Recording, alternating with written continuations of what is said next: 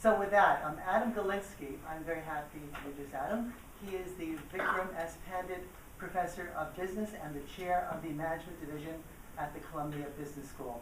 He's going to hold me accountable for this. He's published or co-produced somewhere around 200 articles, teaching, studies, and other great works, mostly in the fields of, let me double check this to make totally sure, because there's so many areas that he covers.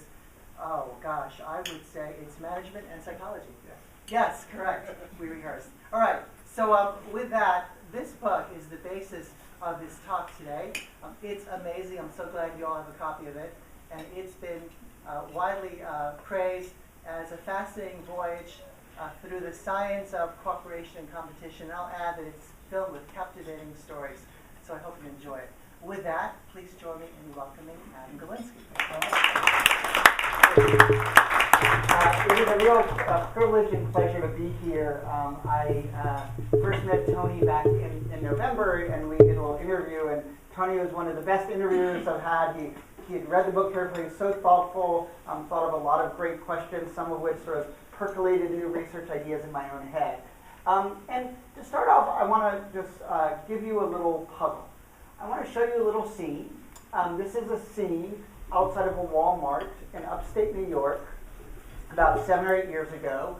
And this crowd is there at 5 o'clock in the morning.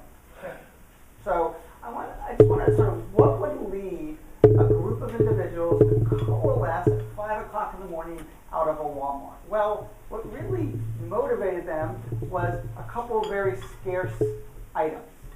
Big screen TVs for 80% off. They only had a couple TVs, 80% off, and this crowd wanted them, or some of their other great items. Can anyone guess what day this occurred? Black Friday. So it was the day after, or the morning after Thanksgiving. Now Black Friday's even moved to the evening of Thanksgiving. This crowd got so rowdy that they literally started chanting, tear the doors down, and they literally did. They literally tore the doors off the hinges. They tried to form a human shield. The employees tried to form a human shield, and they were unsuccessful. Many of them were able to get to safety, but this one man was actually, unfortunately, literally trampled to death.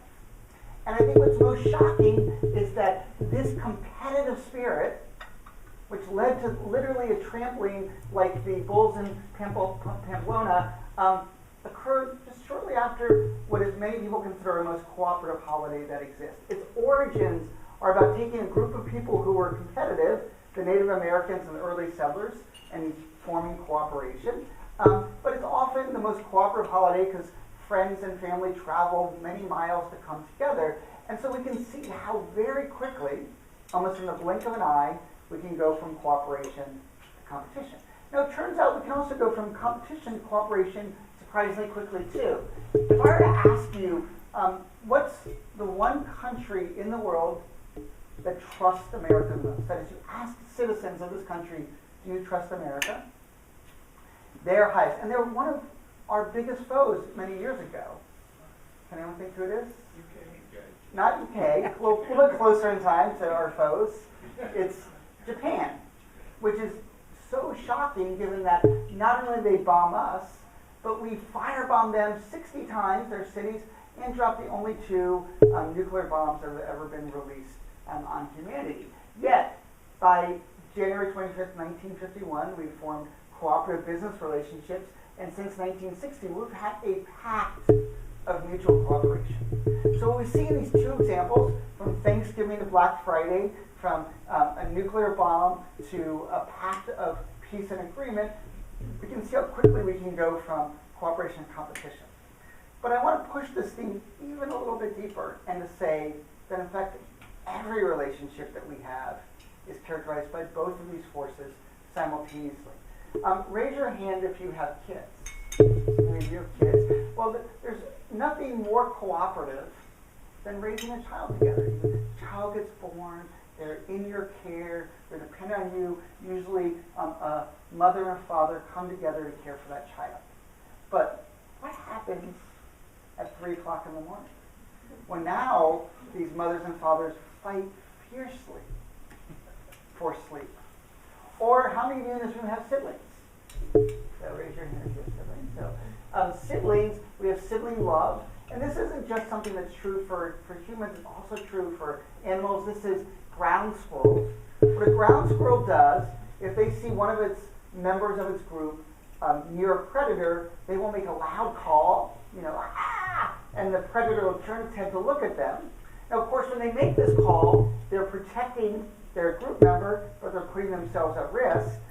And so how loudly they yell, we can tell how much they want to protect that other group member.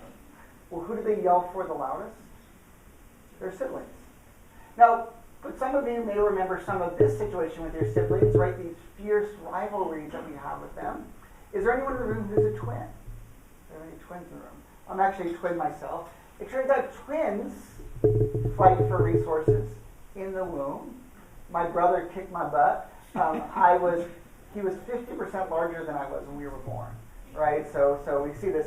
And then, of course, all of you have been successful in your careers because you've worked and collaborated with others, but you've also competed successfully to get the promotion that you wanted, the raise that you wanted, the awards that you wanted. So we can start to see how every relationship is characterized by simultaneous tension between cooperation and competition. So what we need to do is we need to find the right balance between these forces. If we cooperate too much, we make ourselves open to exploitation. If we compete too much, we shut the door on expanding the pie and joint gain. So we need to find this right balance in order to get there. What I want to do now is I want to take you sort of through three little bits of the first three chapters of the book and just give you sort of insights of how these processes play out in areas that you care about to make you more successful in your world, as Tony said.